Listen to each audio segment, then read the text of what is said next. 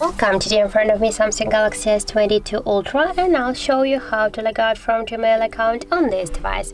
So first you should go into the Gmail application and click here on the right upper corner, and as can you see, we're just logged in into two accounts at the same time. And now just to log out from one from these accounts, you should click here to manage accounts on this device.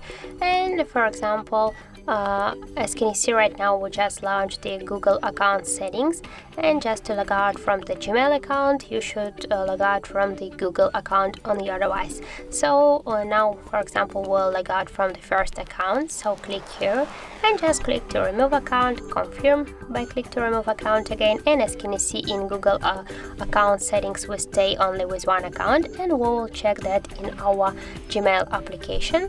So as can you see, we stay in the Gmail application also just with the one account.